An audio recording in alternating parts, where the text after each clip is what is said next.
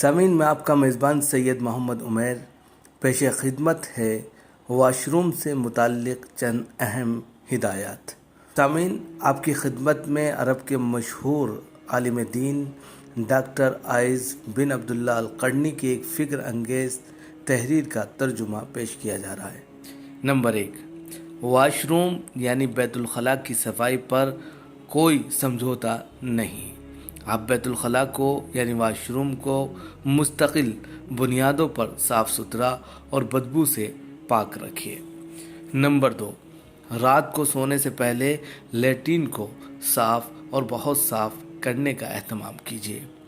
Number 3، بیت الخلاء یعنی واش روم کا دروازہ ہر وقت اور مستقل بنیادوں پر بند رکھنے کا بھی اہتمام کیجیے۔ نمبر 4، بیت الخلاء میں کپڑے اتار کر لٹکے نہ رہنے دیجیے۔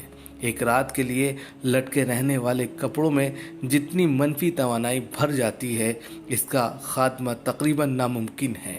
کم از کم 72 گھنٹے دھوپ میں لٹکانے سے کچھ خلاص ہی ممکن ہے۔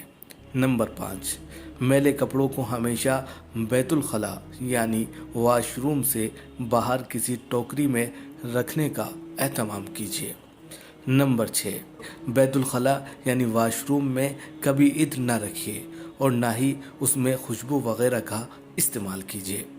نمبر 7، بیت الخلاء میں رونے سے سخت گریز کریں، بچیں۔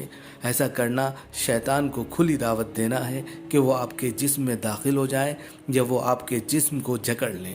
علاوہ ازیں رزق یا شادی میں دیر ہوتی چلی جاتی ہے، زندگی میں مشکلات بڑھتی چلی جاتی ہیں، بغیر سبب غم اور افسردگی کا احساس ہوتا ہے۔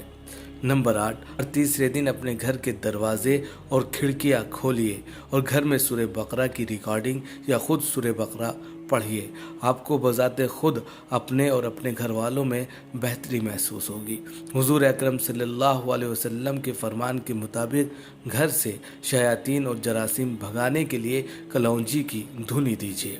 نمبر 9، گھر میں جگہ جگہ شیشے آویزاں نہ کیجیے۔ گھر میں ایسی جگہ نہ بیٹھیے جہاں سے ابھی ابھی کوئی اٹھ کر گیا ہو۔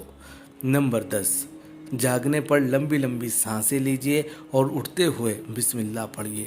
نمبر 11، رات میں سونے کا ایک مستقل وقت مقرر کیجیے اور سونے سے پہلے سورہ ملک کی تلاوت کبھی نہ چھوڑیے۔ یہ سورہ عذاب قبر سے حفاظت کا ذریعہ ہے۔